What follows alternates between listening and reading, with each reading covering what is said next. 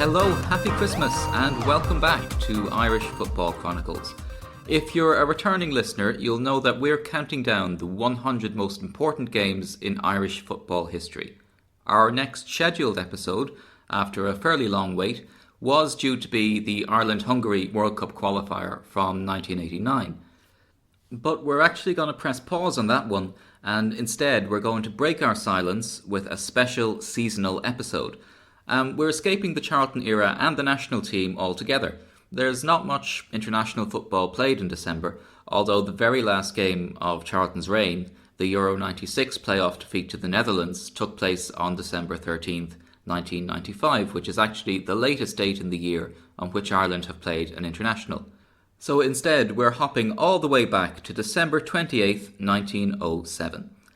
Now, what comes to mind when you think of a Christmas in the early 20th century? It's pretty much all the cosy tropes of the Victorian Christmas, isn't it? Even though Victoria herself died in 1901. It's carol singers under the street lamps, ruddy-faced gentlemen in frock coats lugging turkeys home through the silent streets, and pure white snow smothering all the world's troubles beneath it. Goodwill to all, peace on earth and mercy mild, except for viewers in Northern Ireland. Instead, Christmas 1907 in County Tyrone saw one of the most notorious incidences of football violence in the early history of the game here. Lively football match, said the newspapers. Regrettable incident in Tyrone. Free fights and stone throwing on the field. The match in question was as big as it comes. A second round, second replay of the Northwest Junior Cup tie between Newtown Stewart United and Sion Mills FC. Now, this is going to be a mutual journey of discovery for us all, because no amount of Googling is going to throw up footage of this game or contemporary game shows or anything like that. To give you an indication of just how far back we're going, the edition of the newspaper that carried the report of this game also carried an obituary for a Mr. John Crowell, who was born the same month that Robert Emmet was executed. I can play you a snippet from one of the year's most popular gramophone records, which might help set the scene a bit. I do like to be beside the seaside. I do like to be beside the sea. I do like to stroll upon the from, where the brass band plays fiddly-on. As you probably know, Belfast was really the birthplace of Irish football. And in Ireland, as in South America, Russia and pretty much everywhere else, football spread along with the factories and, most importantly, the railways. Football followed the railways as they began to snake across the northwest. In 1907, the year our story takes place, the Fermanagh and Western League was founded. It's still around today, but back in 1907, long before partition, the league included teams from across the future border. Mostly from Donegal, although Sligo Athletic were the very first champions. But things are never what they used to be, and by 1907 many commentators were lamenting the decline of football in the Northwest. They put it down to one thing and one thing only: the rough play and outright thuggery that had taken hold in Northwestern football. Now, if you're over about 35, you'll know how much the game has changed since the 1980s and 90s. Diego Maradona used to finish every game he played in battered, bloodied and bruised. The degree of physical contact and persistent fouling that you got away with in those days is just inconceivable in modern football. So try to imagine how violent Northwestern football must have been in the early 20th century for it to have stood out in the way it obviously did. Just how bad did it get? I'll tell you in a minute, but first, let's take a step back into the world as it was in 1907. Now, 1907 had been a pretty turbulent year in Ireland. The Home Rule debate was rumbling on, although it would be another 5 years before the Ulster Volunteers were formed and things really got serious. In July, the Irish Crown Jewels went missing from Dublin Castle, never to be found. No one to this day knows what happened to them. On the football field, Ireland finished rock bottom of the British Home Championship, losing all 3 games, although none were too lopsided. But as the year drew to a close, one story gripped the whole United Kingdom, dominating the headlines of the Irish Times and the other national newspapers. It's a tale that will take us a long way from the football fields of Ulster, which we'll get back to, but I promise it's well worth the diversion. It's a story that begins on Baker Street but would have befuddled Sherlock Holmes himself, the story of the lives and alleged death of Mr. Thomas Charles Druce. Now, T.C. Druce was born in 1794. A draper and upholsterer, he worked out of the Baker Street Bazaar in London. This was a huge establishment. Imagine Dundrum Shopping Centre if it had a ballroom, a carriage factory and an ice rink complete with alpine scenery. But Thomas had no time for such fripperies. He stuck to his trade, raised his family, upholstered everything that needed upholstering, and eventually passed away a moderately wealthy man in 1864. Or did he? Because in 1898, Anna Maria Druce, Thomas's daughter-in-law, made the sensational claim that the humble Baker Street upholsterer was, in fact, William John Cavendish Scott Bentnick, the 5th Duke of Portland. She claimed that the Duke had lived a double life as T.C. Druce, faked his own death in 1864, and carried on living in a subterranean mansion until 1879. You know what's really intriguing? We know that the last bit was absolutely true. The 5th Duke of Portland was a notorious eccentric, even by the standards of the British aristocracy. His grandfather, the 3rd Duke, had twice been Prime Minister, and as Home Secretary in 1798 had played a key role in the brutal suppression of the United Irishmen Rebellion. The 5th Duke followed the family trade, serving in the army and as a Member of Parliament for Rotten Borough, but later in life he developed an absolute horror of appearing in public. His vast estate at Welbeck Abbey fell into disrepair, as the Duke insisted on living in just 5 of its rooms, each painted pink and stripped of all furniture except a commode. But as ever with the British aristocracy, the real intrigue was going on below the surface. Because beneath Welbeck Abbey, the Duke had built a vast, sprawling web of subterranean tunnels, 15 miles long in total. These tunnels housed a ballroom, a massive billiard room, an observatory and an art gallery, all painted pink. The Duke's meals were served to him via a system of underground rails and pulleys. When he did venture out, he swaddled himself in bulky clothes and hid behind an umbrella whenever anyone tried to talk to him. Now, if the idea of a British aristocrat having unlimited wealth and a secret underground lair doesn't ring alarm bells, you probably haven't been following the news lately. We don't know much about the Duke's private life, but his reclusiveness seems to have ended in the bedroom. The Duke, frankly, loved to put it about, and fathered at least 1, probably 3, and possibly many, many more illegitimate children. He died without a legitimate heir in December 1879, and his titles and estates passed to his cousin. And there, the story of the 5th Duke of Portland might well have ended, as a dusty portrait in a stately home, another British eccentric to add to the pile. In 1898, Anna Maria Druce, the daughter-in-law of the Baker Street upholsterer Thomas Druce, dropped her bombshell. The Duke and her father-in-law, she claimed, were one and the same person. You see, the Duke had also built a network of tunnels under his London residence, Harcourt House, and these tunnels connected directly with the Baker Street Bazaar. Why did the Duke never allow himself to be photographed? Why did he disguise himself in public? Why did he insist that his staff and servants ran away when they saw him coming? Why did he sack any of his workers who made eye contact or tried to speak to him? Why? Unless he had something to hide. And there was more. Anna Maria claimed to have evidence that the funeral of Thomas Charles Druce, who she said never existed, had been a sham. The Duke, tired of living a double life, had faked the death of his alter ego. There was no body in the coffin lowered into the tomb at Highgate Cemetery on December 28, 1864. Instead, the casket was weighed down with lead rollers, and Thomas Charles Druce, the man who never was, disappeared into the earth while the Duke carried on living. It was a great story, but how could she ever prove it? Well, said Anna Maria, there was one surefire way. Open up the coffin. Now, the British state wasn't and isn't in the business of digging up aristocrats to prove a point. But Anna Maria refused to drop the matter, pursuing it through the courts until she was eventually banged up in an asylum. But neither Druce nor the Duke, if they were indeed separate persons, could rest in their graves just yet. George Hollamby Druce, Thomas's son, arrived from Australia in a whirlwind of publicity. He launched a sophisticated PR operation which included sensational pamphlets. He even set up a company, the Druce Portland Company, to finance his court battles, promising investors a share of the wealth which he was surely going to inherit.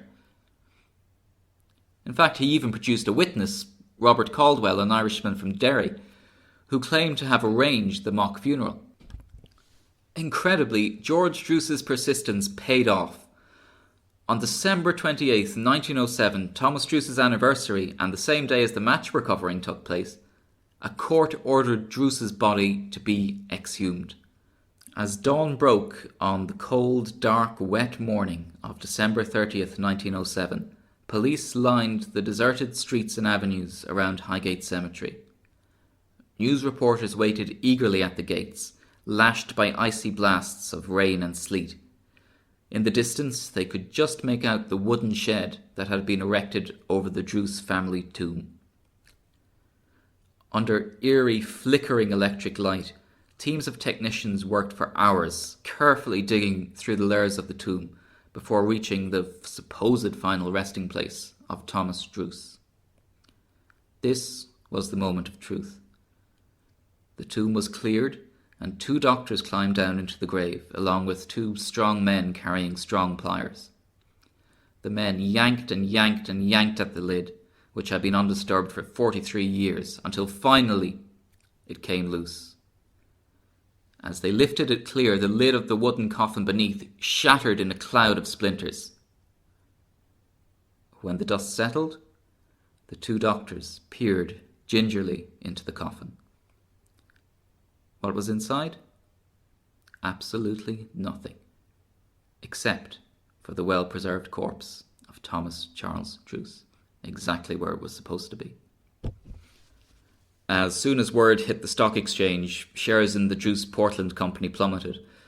George Druce refused to accept defeat, but he was lucky to escape prosecution, and several witnesses were jailed for perjury. And so ended the strange case of Thomas Druce and the Duke of Portland. Except for one minor detail.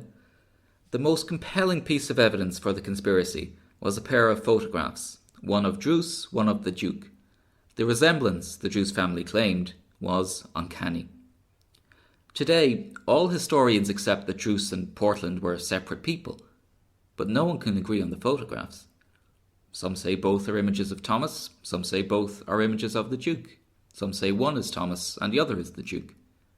The 2 men looked so alike that, even all these years later, it's impossible to tell the difference between them, if, indeed, there was any. Anyway, let's flick back to the sports pages, shall we? On the same day as our featured game, Shelbourne and Bohemians both lost heavily to northern opposition in the Irish League. By the end of the season, however, Shells and Bows were contesting the first ever All-Southern Irish Cup final, Bows prevailing after a replay. The growing strength of Leinster football would contribute to a crisis that would tear the Irish game apart. But in late 1907, the Northwest was still preoccupied with rather more local difficulties. As I mentioned earlier, by 1907, Northwestern football had a hard-earned reputation for violence and rough play. It's possible that locals had been whipped into a frenzy by the Reverend T.T. Norton, who was touring the area with his lurid lectures on the land of the vendetta, complete with lantern slides. The game we're covering was something of a local derby between Newtown Stewart United and Sion Mills, both clubs hailing from small towns a little outside Strabane in County Tyrone. Of the 2 teams, Newtown Stewart United had the better pedigree, but also the greater reputation for violence. A win over Omagh Celtic in 1906 was condemned by the Fermanagh Herald as more horseplay than football. Some of the greatest horseplay of all time. And the paper accused both sides of playing more for the sake of thrashing out personal difference than for the sake of sport. 1907 had been the most successful year in United's history. The club enjoyed strong support from its patron, the Duke of Abercorn, the last man to hold the dubious title of Groom of the Stool to the Prince of Wales. In 1907, Newtown Stewart United made it all the way to the semi-finals of the Irish Junior Cup, the premier amateur competition in Ireland. The Duke lent his marquee for the occasion, and over 2,000 spectators turned up, but Newtown Stewart were beaten on the day by Belfast side Old Park Corinthians. Somewhat gracelessly, Newtown Stewart appealed the result on the grounds of ineligible players. Always worth a punt on the off chance in junior football, then and now, but the appeal was rejected.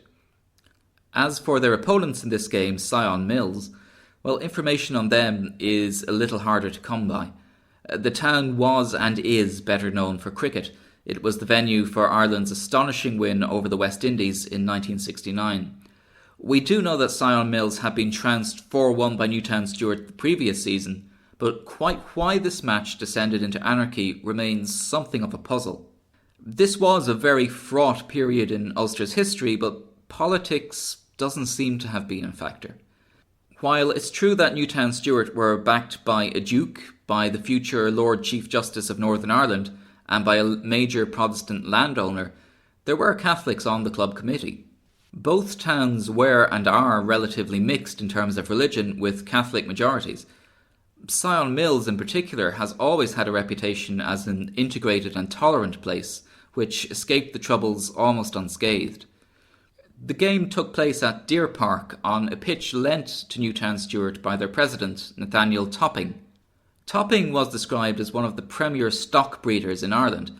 In his youth, though, he'd been a fine athlete and sportsman, excelling at cricket but also dabbling in football. He was still keeping goal for Newtown Stewart Freebooters, one of the clubs that merged to form United, as late as 1903 when he would have been 40. Today, Deer Park, where this game took place, looks much the same as it would have done in late 1907. It's a handsome, undulating expanse of fields on the edge of Newtown Stewart itself. This match was the third attempt to settle the tie. The previous two, both played at Sion Mills, having ended in 1-1 draws. On Christmas Day, Newtown Stewart had played out a scoreless friendly against Abercorn Rovers, presumably the Duke's own team, at Baronscourt, his palatial estate just outside the town. So, on a freezing cold Saturday just after Christmas, Sion Mills lined up to face their more illustrious hosts in this knockout game. But it quickly became clear that there was something more than a chill in the air. A few salty cries from the sidelines let the visitors know they were in for an ordeal. The game itself was bad-tempered and violent, but something of a non-event in terms of football, until the 80th minute, when Sion Mills hit the front with a soft goal. With the home side reeling, the underdogs added a second 3 minutes later, and that's when things started to turn really ugly. The match reports are very much on a no-names, no-pack drill basis. We do know that Newtown Stewart's star player at the time was their clever ball-playing forward Patrick Roach, a draper, just like Thomas Druce, and something of a veteran at 28 years old. Whether Roach was involved in the fateful challenge that turned a football match into a bloodbath, we'll never know. What we do know is that shortly after Sion Mills scored their second, a 50-50 challenge ended with two players hacking crudely at one another. A Sion Mills fan let loose with the fearful cry, "Stick your boot in him!" 2-0 down and going out of the cup, that was like a red rag to the men in red and white. The Newtown Stewart player forgot about the ball, strode over to the Gobby fan and said, "Come you and do it." Before the fan had a chance to take up the invitation, another Newtown Stewart player raced to the touchline and whacked him full in the face, drawing blood and knocking him to the ground. To quote the Ulster Herald, the scene after this could scarcely be described as anything but a pandemonium. Getting full value for their sixpence admission, spectators poured onto the field, mixing with players and officials in an unholy melee of utter, unadulterated carnage. Fists, feet, sticks and stones flew through the air. Blood spurted from shattered noses and deep cuts, flowing freely into the mud of the Deer Park pitch. A young fan wrenched a post from the perimeter fence and began wielding it like a club, while another snatched up an arsenal of paving stones with deadly intent. The fighting was fierce, free and general, scandalising the man from the Ulster Herald. Few could imagine, he said, that such a thing could happen in the 20th century and over a game of football. He was in for a long century. Incredibly, the referee, who was nothing if not a trier, attempted to clear the field and finish the game not once but several times. He eventually realised it wasn't a runner and did one himself. By now reduced to a bedraggled and bloodied rabble, the Sion Mills players attempted to escape the battlefield and make it back to town under a hail of stones which scalded players, spectators and onlookers indiscriminately. One upstanding Sion Mills player escaped the fray and made it onto the street. A local stopped him and asked him where he was going. To the police barracks, he said, asking where he could find it. The local answered with a swift and decisive thump which knocked the player to the pavement. By now, the Sion Mills delegation had managed to stagger back into town. They headed, bleeding and bewildered, for their parked cars, but on Mill Street they were again pelted with a deadly bombardment of rocks and stones. By the time the players reached their cars, most of the vehicles had had their lamps and windows shattered by the missiles, which were still raining down. The correspondent notes that players were trying to shield themselves with rugs from the floors of their automobiles, but to no avail. Eventually, the exhausted, battered Sionites escaped their ordeal. At 1907 speeds, it would have taken them a bit over 25 minutes to travel the 6.5 miles back to Sion Mills, and they must have been looking over their shoulders for the livid mob all the way up the Strabane Road. Newtown Stewart had seen nothing like it since King James had Stewart Castle burnt down in 1689, and what you've just heard was barely the half of it, according to our correspondent in the Ulster Herald. I could say much more on the subject, he wrote, but such scenes are better cloaked. What happened next? Well, after the shameful events of December 1907, neither club survived for very long. Newtown Stewart United, who were never really happy travellers, pulled out of a cup game in Enniskillen in February 1908, and then just disappeared from the record.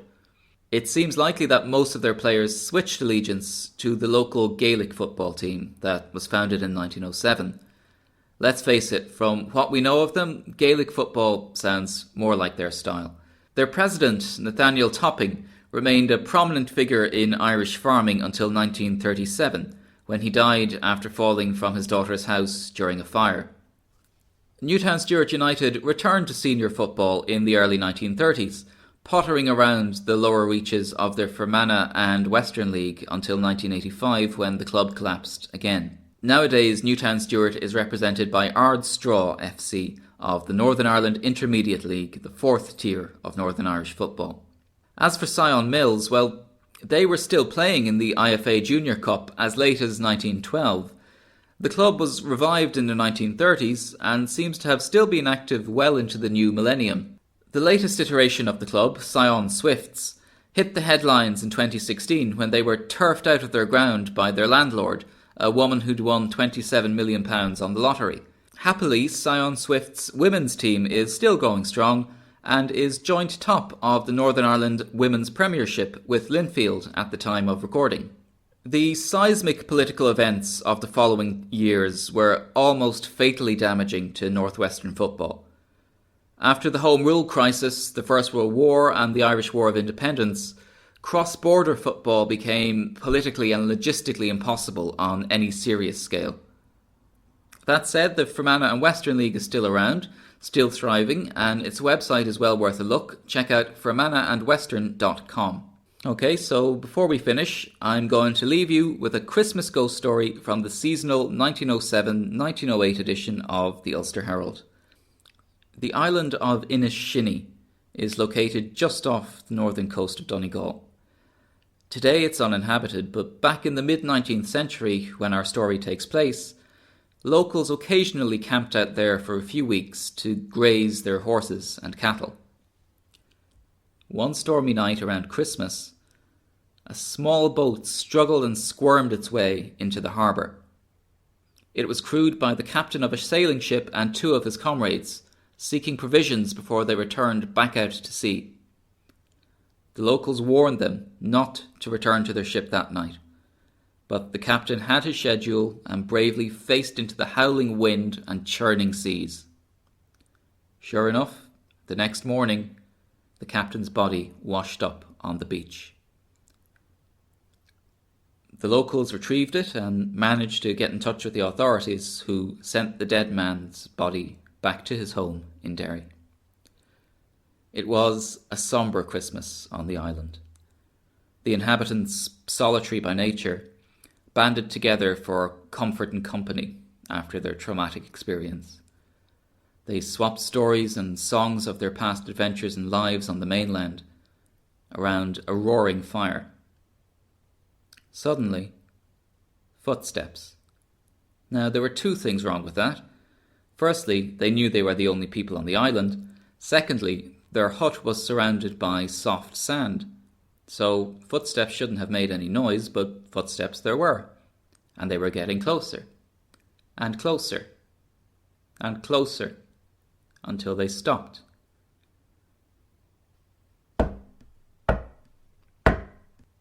The door creaked open.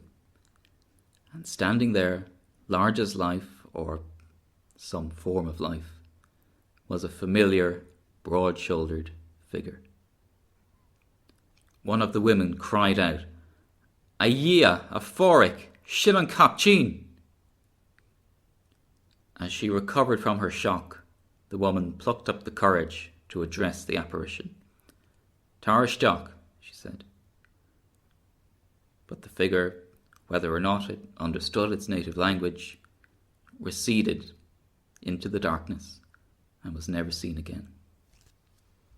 And to close, in the words of T.M., who related this account to the Ulster Herald, "Such is a true account of an accident and its attendant ghost story, by which 3 men lost their lives, and of how the spirit of one of them appeared in the flesh, as far as the living eyes of 4 people could discern, 2 of whom are yet alive and can vouch for the accuracy of this narrative."